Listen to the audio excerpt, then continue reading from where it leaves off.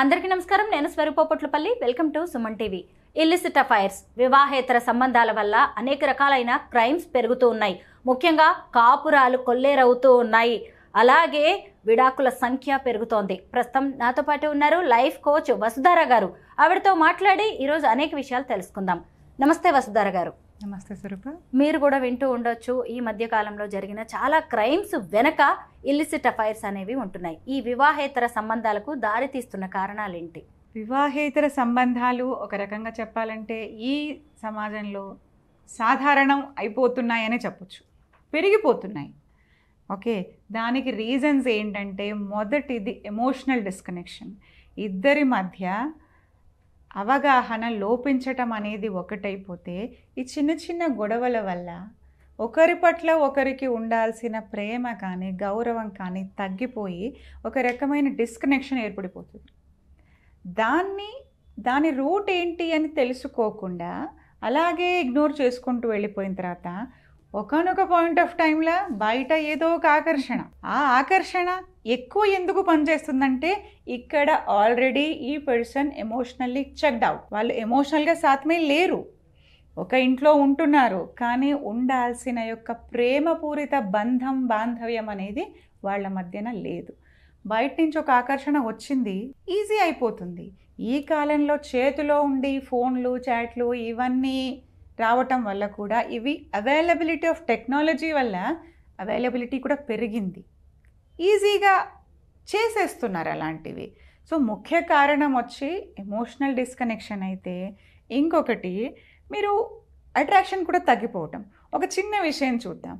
ఏదైనా ఒక మంచి డ్రెస్ వేసుకోనో ఏదైనా ఉన్నప్పుడు ఇంట్లో వాళ్ళ ఎగ్జైట్మెంట్ కానీ ఇంట్లో వాళ్ళ యొక్క రెస్పాన్స్ ఎలా ఉంటుందండి? It's not so great. వాళ్ళు వచ్చి చెప్పరు, oh wow you are looking so great, so beautiful అని చెప్పరు. అదే మీరు బయటకు వెళితే అక్కడి నుంచి వచ్చి వేరు ఉంటుంది, అక్కడి నుంచి వచ్చే రెస్పాన్స్ వేరు, ఆ ఎగ్జైట్మెంట్ వేరు, ఆ ఎగ్జైట్మెంట్ తెచ్చే డోపమైన్ హిట్ వేరు.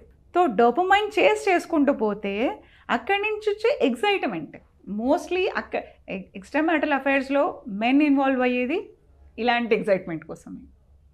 ఎమోషనల్ డిస్కనెక్షన్ ఉంది, దీన్ని క్లియర్ చేద్దామా? ఆ దిశలో ఎవరు ఆలోచించట్లేరు. అయితే రెండు చేతులు కలిస్తేనే చప్పట్లు అని ఎలా అంటారో, ఒకవైపు ఫీమేల్ ఇంకొక వైపు మేల్ ఇద్దరి ఇంట్రెస్ట్ కావచ్చు, అవసరాలు కలిస్తేనే ఇలాంటి అఫైర్స్ లాంటివి రిలేషన్స్ ఏర్పడుతూ ఉంటాయి. అయితే ఈ ఇల్లిసిట్ అఫైర్స్, వివాహేతర సంబంధాలు అనేవి ఆడవాళ్ళలో ఎక్కువ అంటారా లేదంటే మగవాళ్ళలో ఎక్కువ అంటారా? ఇప్పటి వరకు గణాంకాలను బట్టి చూస్తే మగవాళ్ళకే ఎక్కువ. మళ్ళీ ఇంకోటి ఏంటంటే ఈ మగవాళ్ళు వెళ్ళాలంటే ఆడవాళ్ళు ఉండాలి, మరి వీళ్ళలో ఎక్కువ అని చెప్పలేమేమో. Maybe correct. అంటే ఏ ఏజ్లో ఇలాంటి అఫైర్స్ ఏర్పడుతూ ఉంటాయి ఎక్కువగా? 35 to 45 ఆ ఏజ్ వచ్చేసరికి ఏమవుతుందంటే అంతవరకు మెంటల్గా ఫిజికల్గా బిజీ ఉంటారు. రెస్పాన్సిబిలిటీస్ అనండి, పిల్లల పెంపకం అనండి, ఇంకా చాలా రకాలుగా ఈవిడ చాలా బిజీగా ఉంటుందన్నమాట. సో ఇతను సంపాదనలో బిజీ ఉండవచ్చు. Maybe we're just talking about where ఆవిడ ఒక హోమ్ మేకర్. సో ఆవిడ దాంట్లో పిల్లలతో బిజీ అయిపోతారు, పిల్లల చదువులు అవి ఇవి అనటంలో. ఇతను సంపాదనలో బిజీ అయిపోతాడు. ఈ ఏజ్ వచ్చేసరికి కొంచెం పిల్లలు పెద్దవాళ్ళు అవుతారు, కొంచెం ఫ్రీడమ్ అనేది వస్తుంది, ఆలోచనలు మారిపోతాయి. సో నేనేంటి, నాకేమిటి అనే ఒక థాట్ వచ్చినప్పుడు ఈ టైం వరకు ఆల్రెడీ వీళ్ళిద్దరి మధ్యలో చాలా దూరం ఎమోషనల్గా పెరిగిపోయి ఉంటుంది ఆల్రెడీ. సో ఇక్కడి నుంచి ఒక హ్యాపీనెస్ కానీ ప్లెజర్ కానీ ఇద్దరికీ ఉండదు. కాకపోతే సొసైటల్ కండిషనింగ్ అనుకోండి, ఆడవాళ్ళు కొంతవరకు బయట చూపులు చూడటం అనేది కొంత తక్కువనే చెప్పాలి. సో మగవాళ్ళు ఏంటనంటే వాళ్ళకి మన సొసైటీలో కొన్ని ఉన్నాయి కదా, వాడికేంటి మగాడు అంటే ఎంటైటిల్మెంట్ ఇచ్చేశారు. కొన్ని చెప్తారు కదా, తిరిగి చెడతాడు, తిరక్క చెడతారు, ఇలాంటివన్నీ. అంటే ఇలాంటి వాటి వల్ల మగవాళ్ళకి కొంచెం ఎంటైటిల్మెంట్ అనేది ఇచ్చేశారు. దానివల్ల కూడా ఇది తప్పు కాదు అనే ధోరణిలో చాలామంది ఉన్నారు. దీనివల్ల ఏం జరుగుతుంది అని అంటే ఇక్కడి నుంచి కరెక్ట్ చేసుకోవాలనే ఆలోచన రాదు సరికదా, బయట ఎక్కడి నుంచి అయినా ఇంకోటి వచ్చింది, సో దానికి అట్రాక్ట్ అయిపోవటము. ఇంకా కొందరు చెప్తారండి, ఈ మధ్య నా దగ్గరికి ఒక అమ్మాయి వచ్చింది, ఆ అమ్మాయి గ్రాడ్యుయేషన్ చేస్తుంది. ఆ అమ్మాయి బాధ ఏంటంటే మా నాన్న మా అమ్మని చీట్ చేస్తున్నాడు. అది మా అమ్మకి తెలీదు. నేను కన్ఫ్రంట్ చేసినప్పుడు అది అలా జరిగిపోయింది అంతే అని చెప్తున్నాడు. అలా జరిగిపోవటం ఏంటి మేడం అని నన్ను అడుగుతుంది అమ్మాయి. అంటే నేను చెప్పాను అలా జరిగిపోవటం అనేది ఉండదు. ఎప్పుడు కూడా ఒక రిలేషన్షిప్ అలా అఫైర్ లాగా ఫామ్ అవ్వడానికి కారణము ఎమోషనల్ ఎక్స్చేంజ్ వీళ్ళిద్దరి మధ్యలో ఉంటేనే అవుతుందండి. ఇక్కడ ఎమోషనల్స్ ఏమీ లేవు, అక్కడ ఎమోషనల్ ఎక్స్చేంజ్ అవుతుంది. సో దానివల్ల రిలేషన్షిప్ అనేది క్రియేట్ అవుతుంది. సో అలా వెళ్ళిపోవటం అని కాకుండా ఆకర్షణలు అందరికీ ఉంటాయి. మరి ఆకర్షణల వెంట వెళ్ళిపోతే జీవితాలు ఏమవుతాయి, కాపురాలు ఏమవుతాయి, పిల్లలు ఏమవుతారు? అలా కాకుండా కొంతవరకన్నా వెనక్కి ఆలోచించుకొని అసలు ఎందుకు నేను ఇలా చేయాల్సి వస్తుంది, ఇక్కడ ప్రాబ్లం ఏముంది, సో మనము ఇద్దరం కలిసి కూర్చొని చేసుకోగలమా, మాట్లాడగలమా, ముందుకు వెళ్ళగలమా, లేకపోతే let's talk to an expert. ఆ అమ్మాయి ఉన్న పరిస్థితిని చూస్తే ఇట్ వాజ్ లైక్ హారబుల్. ఆ అమ్మాయిని మాట్లాడలేకపోతుంది, అమ్మాయి ఏడుస్తుంది. ఎంత అభద్రత క్రియేట్ అవుతుంది వీళ్ళ రిలేషన్షిప్స్ వల్ల పిల్లలకి అనే ఆలోచన చాలామంది తండ్రులకు లేదని అనిపిస్తుంది నాకు. నా దగ్గరికి వచ్చిన కేసుల వల్ల అయితే నాకు అనిపించింది ఇదే. వాళ్ళ రిలేషన్స్లో వాళ్ళు ఉంటారు. వాళ్ళ భయం ఏమిటంటే ఇది వైఫ్ మీద కానీ పిల్లల మీద కానీ ఎలాంటి ప్రభావం అనేది కాదండి, బయట పడకూడదంతే. పేరెంట్స్కి ఉండే అఫైర్స్, రిలేషన్స్ అనేవి పిల్లల మీద ఎలాంటి ఎఫెక్ట్ చూపిస్తూ ఉంటాయి? ఇంతకుముందు చెప్పుకున్నట్టు ఒక అభద్రత క్రియేట్ అవుతుంది, ఎమోషనల్ ఇన్సెక్యూరిటీ. అందరూ ఇంతే అనుకుంటారు, అందరూ ఇంతే అనుకుంటారు.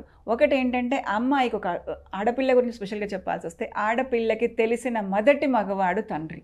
ఒక తండ్రి కమిట్మెంట్ లేకుండా, ఇంటెగ్రిటీ లేకుండా ఇలాంటివి చేస్తున్నాడు, తల్లిని మోసం చేస్తున్నాడు అని అంటే ఆ అమ్మాయికి వచ్చే మొదటి భావన అందరు మగాళ్ళు ఇంతే. అలాంటప్పుడు తెలియకుండానే అమ్మాయికి ట్రస్ట్ ఇష్యూస్ అనేవి ఫామ్ అయిపోతాయి. ట్రస్ట్ ఇష్యూస్ ఫామ్ అయినప్పుడు ఏమైపోతుంది అని అంటే అమ్మాయి ఎవరిని నమ్మలేదు. ఇది కారణం అని తెలియదండి ఎవరికి, అన్కాన్షియస్, ఇట్ హ్యాపన్స్ అన్కాన్షియస్లీ.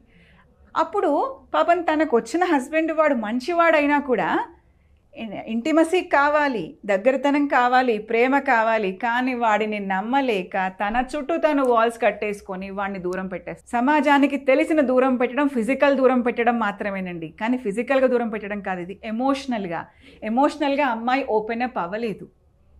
తో వల్నరబిలిటీ అనేది ఇద్దరి మధ్య ల్యాక్ అయిపోతుంది. ఎమోషనల్ బాండింగ్ లేకపోతే ఎంత ఫిజికల్ ఇంటిమసీ ఉన్నా రిలేషన్షిప్ అనేది ముందుకెళ్ళదండి, రిలేషన్షిప్లో ఒక గ్రోత్ ఉండదు.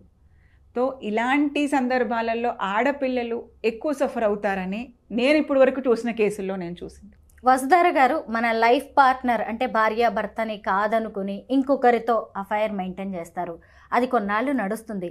అలా ఇంకొక రిలేషన్లోకి, అంటే ఒకసారి ఎలాగో చేసేసాం కదా అని అది నార్మల్ అయిపోయే ఛాన్స్ ఉంటుంది కదా, ఇంకొకరితో అలా ఎంతవరకు వెళ్ళొచ్చు? అది వాళ్ళు నార్మలైజ్ చేసుకుంటే, కాన్సిక్వెన్సెస్ ఏమీ లేవనుకుంటే వాళ్ళు వెనక్కి వచ్చే అవకాశం తక్కువ అని చెప్పాలి. కాన్సిక్వెన్సెస్ లేవు కదా, కాన్సిక్వెన్సెస్ ఉంటే ఆలోచిస్తారు.